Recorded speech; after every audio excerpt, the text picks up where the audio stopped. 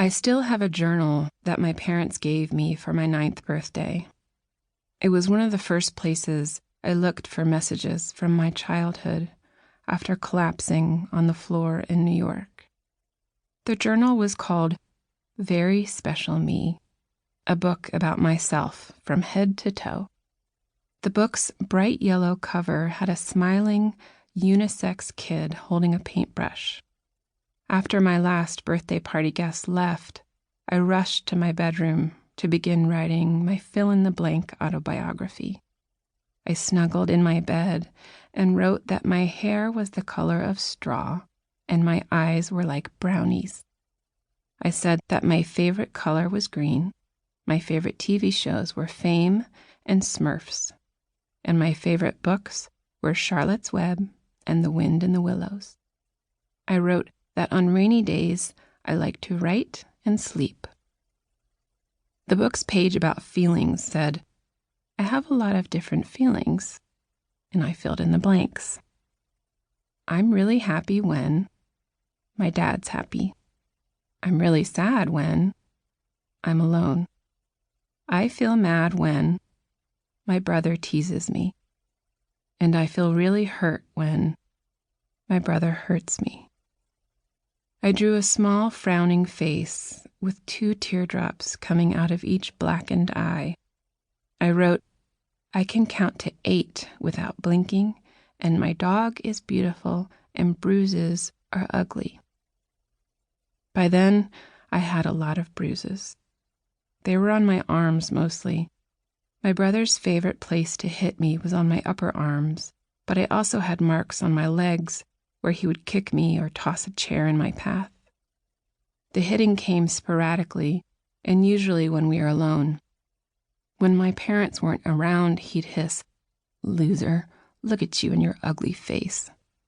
He'd fake a punch and laugh when I flinched. Those fake punches left me nervous and jangled.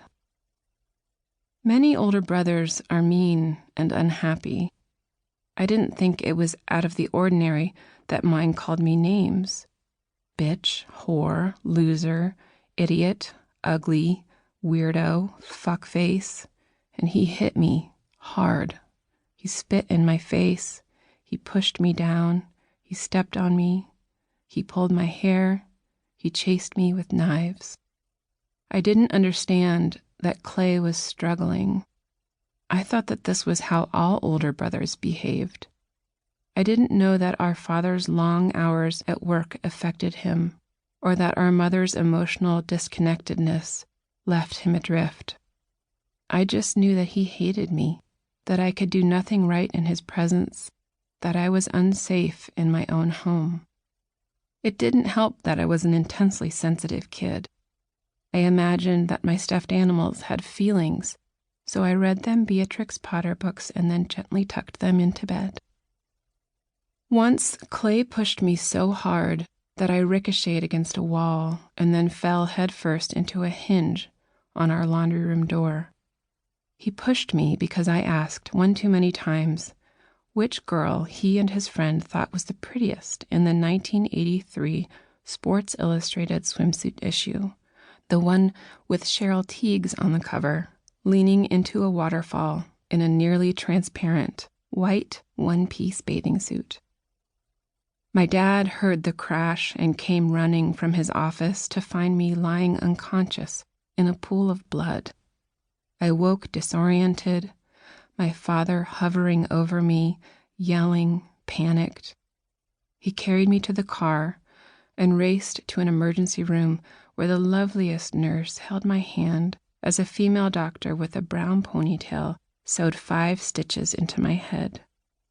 I remember thinking that those women glowed like angels. When we got home, my father screamed at Clay behind locked doors, and I felt responsible. I shouldn't have bothered him and his friend. I wanted my father to stop yelling because soon I knew Dad would go back to work and I'd be defenseless again with an even angrier foe. The scar has since healed into a pink crescent moon on my right temple the opening like a slow leak that drained me of hope, self-love, and faith. I've spent countless hours trying to sort out my sibling relationship, both in therapy and in writing.